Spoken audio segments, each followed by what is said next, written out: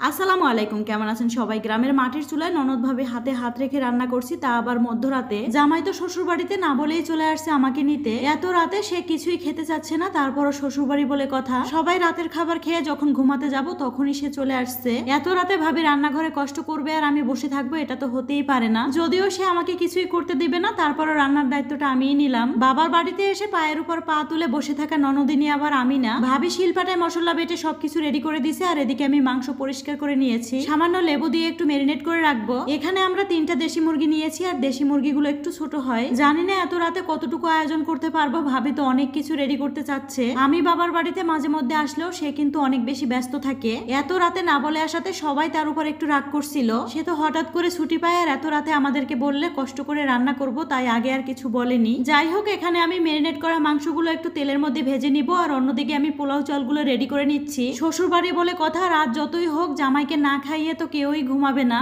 আমাদের সাথে আজকে সবাই সজাগ, বাড়ির কেউ ঘুমায়নি। আর এই তো এদিকে আমি রান্না করে নিচ্ছি। মাটির চুলায় রান্না করতে একটু কষ্ট হয়, তবে মাটির চুলায় রান্নার স্বাদ অনেক বেশি। ছোটবেলা থেকেই মায়ের হাতে মাটির চুলায় রান্না খেয়ে আসছি, তবে নিজে ওইভাবে কখনো রান্না করিনি। যখন আমি গ্রামে আসি ভাবিকে বলেই রাখি আজকে আমি রান্না করব, কারণ মাটির চুলায় রান্না করতে আমার ভীষণ ভালো লাগে। আজকে আমি দেশি মুরগি রোস্ট কিভাবে করি সবকিছুই আপনাদের সাথে শেয়ার করব। আর এই রান্নাটা আমি সম্পূর্ণ দুধের মধ্যেই করব, কোনো রকম পানি ব্যবহার করব না। আজকের এই রান্নাতে কোনো রকম রেডিমেড মশলা আমি ব্যবহার করিনি, সবকিছুই ঘরে বানানো। বাদাম কিশমিশ বাটা থেকে শুরু করে সব ধরনের মশলা দিয়ে ভালো করে কষিয়ে মাংসগুলো দিয়ে আরো একবার কষিয়ে নিব। ইদানিং অনেক বেশি রোদ উঠে, তবে রাতে মনে হয় একটু বেশি গরম থাকে। শখ করে রান্না করতে আসছি, আর আমার মনে হয় কলিজাটা শুকিয়ে আসছে, এত বেশি গরম। ভাবতেছিলাম মা চাষিরা গ্রামে যারা থাকে কত কষ্ট করে রান্না করে। ভাবছি আজকে রাতে বেশি কিছু রান্না করব না, শুধু পোলাও আর রোস্ট রান্না করব, কারণ সে পোলাও রোস্ট অনেক বেশি পছন্দ করে। এর চেয়ে সহজ রান্না মনে হয় দুনিয়াতে নেই, খুব অল্প সময়ের মধ্যেই হয়ে যায়। এখানে আমি পোলাও চালগুলো সুন্দর করে কষিয়ে নিচ্ছি একটু লবণ দিয়ে। অনেকে হয়তো বলবেন আপু আপনি তো বলছেন ননদ ভাবি একসাথে রান্না করবেন, তবে আপনার ভাবিকে তো দেখছি না। একটা বিষয় আপনারা খুব সহজেই বুঝে যাবেন, আসলে ক্যামেরার সামনে সবাই আসতেও চায় না। যে নিজের ইচ্ছায় আসে তাকে আমি দেখাই, আর যে আসতে চায় না তাকে আমি কখনো দেখাই না।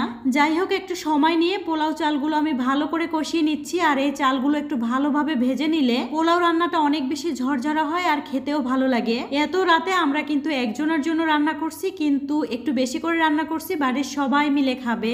আমি কিন্তু দেখাতে পারছি না, তবে সবাই কিন্তু প্লেট নিয়ে বসে আছে, কেউ ঘুমায়নি। আর আমাদের এই রান্না শেষ হতে রাত প্রায় 2টা বেজে যায়। সত্যি বলতে আমি কিন্তু অনেক বেশি ক্লান্ত হয়ে পড়ি, কিন্তু ভাবি একটু ক্লান্ত হয়নি। আমি সবসময় এজন্যই বলি ননদ ভাবির এমন ভালোবাসা সবার ভাগ্যে জোটে না। এই যে মুরগিগুলো দেখছেন, এগুলো কিন্তু আমার বাসায় নিয়ে আসার কথা ছিল, আপনাদের ভাইয়ার জন্য আলাদাভাবে ভাবি রেখে দিয়েছিল।